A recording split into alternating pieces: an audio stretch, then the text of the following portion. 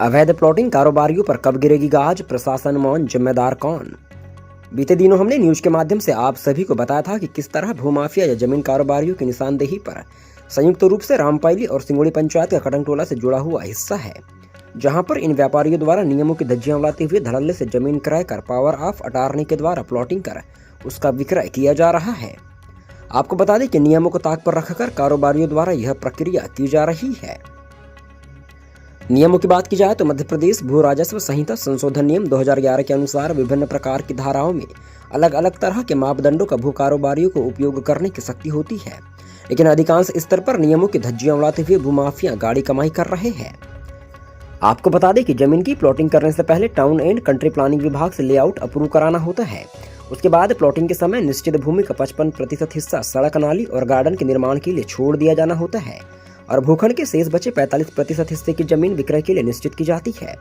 लेकिन भूमाफियाओं द्वारा सिर्फ 15% हिस्से को खुला छोड़ बाकी के बचे हिस्से में प्लाट काट कर उसकी बिक्री की जा रही है। और ऐसा ही कुछ नज़ारा रामपायली ग्राम पंचायत में हो रही अवैध प्लॉटिंग पर देखने को मिल रहा है। नियमों की बात की जाए तो किसी भी कारोबारी को डाइवर्टेड जमीन जिसका वह विक्रय कर रहा है उसके 15% हिस्से को कमजोर आय वर्ग के लिए आरक्षित किया जाना होता है, ताकि कमजोर वर्ग भी इसका लाभ ले सके। लेकिन कारोबारियों द्वारा धड़ल्ले से ऊंचे दामों पर ग्राहकों को जमीन बेची जा रही है, जहां सभी नियमों को ताक पर रखकर अवैध प्लॉटिंग को अंजाम दिया जा रहा है। आगे बात की जाए तो शहरी क्षेत्रों में बढ़ती जमीन की कीमतों को देखते हुए जमीन कारोबारी अब ग्रामीण क्षेत्रों की ओर बढ़ने लगे हैं, जहां उन्हें शहर की तुलना में सस्ती कीमतों पर आसानी से जमीन मिल जाती है। ऐसे में ग्राम पंचायत स्तर पर ग्राम पंचायत लेआउट नियमों का पालन करने की आवश्यकता होती है। लेकिन हमसे वार्ता के दौरान ग्राम रामपायली सरपंच श्री संदीप बाघमारे और ग्राम सिंगोड़ी सरपंच प्रतिनिधि श्री देवनाथ बोपचे ने बताया कि जमीन कारोबारियों द्वारा किसी भी प्रकार के दस्तावेज जिनका संबंध ग्राम पंचायत लेआउट के नियमों से होता है उसकी जानकारी हमें नहीं दी गई है। न ही पंचायत द्वारा इन कारोबारियों को किसी भी प्रकार का अनापत्ति प्रमाण पत्र जारी किया गया है। फिर भी इनके द्वारा मनमानी करते हुए बिना पंचायत को जानकारी दिए पहले तो कृषि भूमि को गैर कृषि भूमि में बदला जा रहा है और व्यावसायिक भूखंड बनाकर उसका विक्रय किया जा रहा है।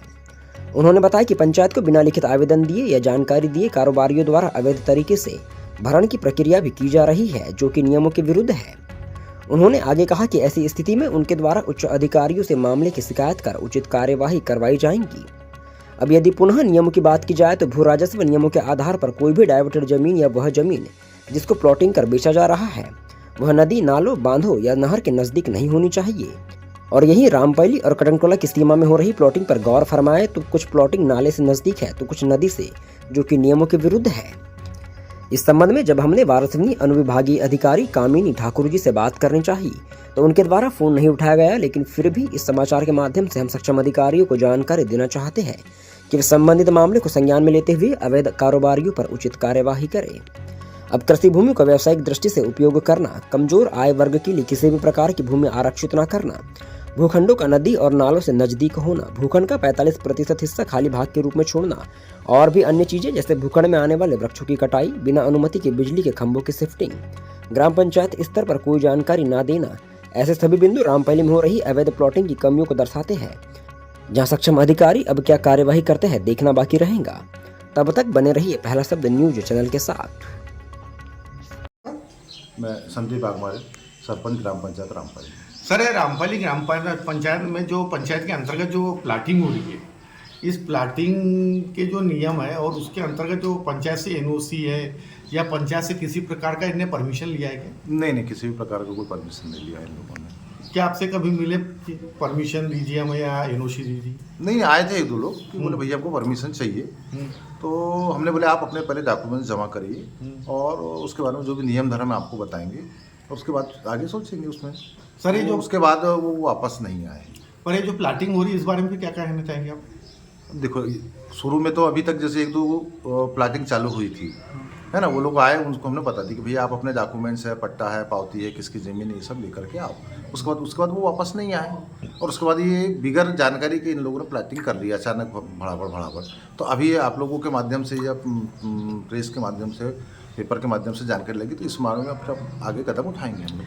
सर, जैसे इनने कुछ लोगों ने प्लाटिंग पे भरन भर रही, भरन भरने से किसानों जैसे पानी वहाँ डंप हो जाएगा, किसानों को तकलीफ होगी जी। और कई एक दो प्लाट ऐसे जहाँ इन्हें मूंगे बुझा दिए, नहीं तो इसके बारे में अभी अभी कर रहे हैं ये लोग, अभी कुछ प्लाटिंग तो पहले जब हुई होगी लेकिन अभी कुछ अभी प्लाटिंग जो किए हैं इसके बारे में अभी जानकारी लगी है हमको। हमने पता लगाने की कोशिश किया था जिसमें हमको पता लगा कि प्लाट वालों ने अभी प्लाट नहीं खरीद, ट्रांसफ़र नहीं हुई, रजिस्ट्री नहीं हुई है। तो अभी हमने ये जानकारी लगाया है कि किसकी ज़मीन है, तो अब हमको उस ज़मीन वाले को पकड़ना पड़ेगा कि भैया आपने मुझे कैसा बुझा है, क्योंकि पानी निकासी की बहुत ज़्यादा तकलीफ बढ़ेंगी। हाँ, क्योंकि इन्हें भरण ऊंचा कर दिए। हाँ, कई कुछ खेतों में भरे हैं इन लोगों ने कि हमारी नाली वाली कुछ जानकारी लगी थी कि नाले के उस तरफ एक प्लाटिंग हुई है जहाँ पर वो नाले में जो पानी जाता है गाँव का उसको पैक कर दिया गया, एक जानकारी लगी है। सर आपका परिचय?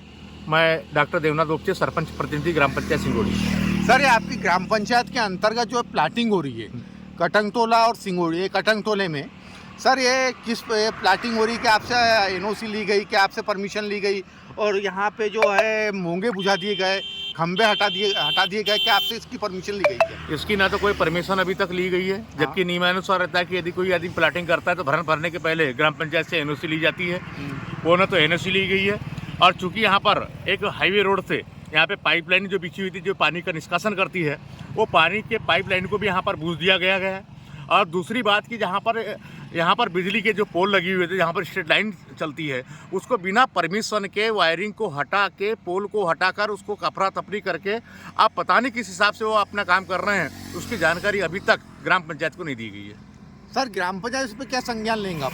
ग्राम पंचायत इस पर संज्ञान लेगा और आने वाले विगत दिनों में हम एक उनको पत्र जारी करेंगे, और पत्र जारी करने के बाद हम ये बताएंगे कि आप किस माध्यम से यहाँ पर प्लाटिंग कर रहे हैं और किसके परमिशन से कर रहे हैं, क्या किसकी एनओसी पहले तो नहीं दी गई थी, क्योंकि अपना कार्यकाल 2 वर्ष का है और 2 वर्ष के कार्यकाल में अभी तक कोई परमिशन नहीं लिया गया है। और इसके पहले भी हमने ग्राम पंचायत सरपंच से पूछा गया तो उन्होंने पूछा कि यहाँ से कोई परमिशन नहीं लिया गया है, जो कि अवैध रूप से यहाँ पर प्लाटिंग की जा रही है, जो सरासर गलत है।